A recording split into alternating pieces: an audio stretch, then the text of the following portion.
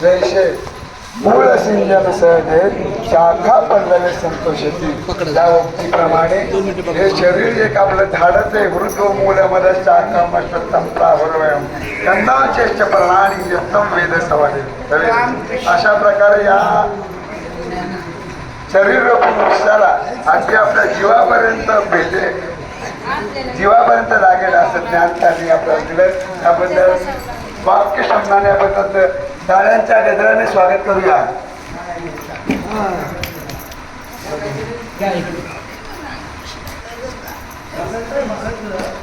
रामकृष्ण हरी.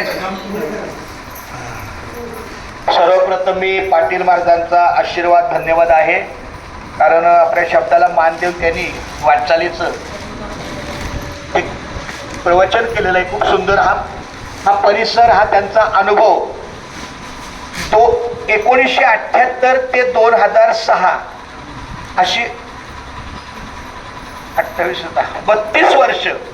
32 वर्ष आपण इथं ह्या वारीमध्ये यायचो.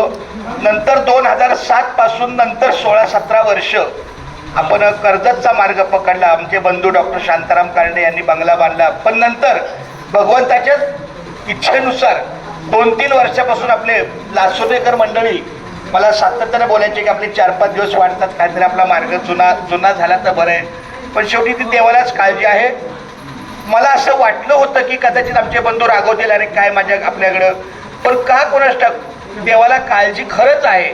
त्याने कुठल्याही प्रकारे किंतु परंतु न करता मी सहज त्याला बोललो, अरे अण्णा असं मी पण आता पनवेलला राहायला गेलोय आणि आपला जुना मार्ग केला तर जरा बघा इकडे 4 दिवस वाढतात वगैरे.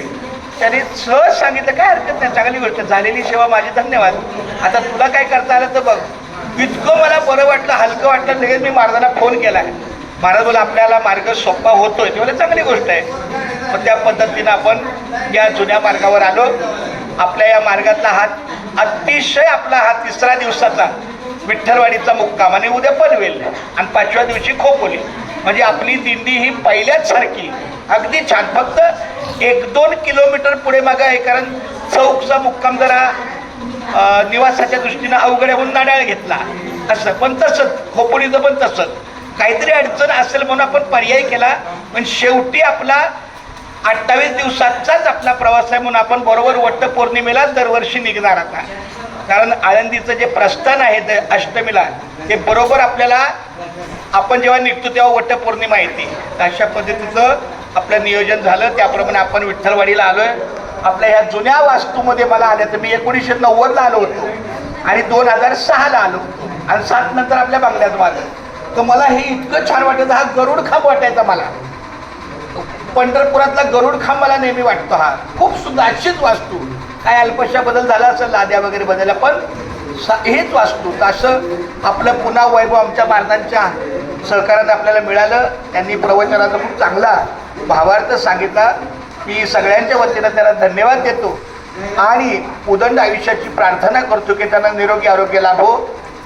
किती दिवस जगलो यापेक्षा कसा जगलो याला महत्त्व आहे. आणि त्यांचं जगणं अतिशय उत्तम परमार्थिक असल्यामुळं बरं आज पुन्हा एकदा आपले भीमराव खाडे महाराज गेले. आपले आबा पुन्हा एकदा त्यांना भावपूर्ण श्रद्धांजली. रामकृष्ण हरी, रामकृष्ण हरी, रामकृष्ण हरी. आमच्या रामला पुन्हा एकदा अंतःकरणापासून धन्यवाद. कारण हे मौलिक आहे. ऐकताना वाटतं बापरे, पण ते इतकं मौलिक आहे. त्यामुळं माझ्या तोंडातून चुकून समजा काही नकार वगैरे असेल तर तो मोठ्या मनानं माफ कर. आणि याचं संपूर्ण सहकार्याचं मी या ठिकाणी मला तुला शब्द देतो.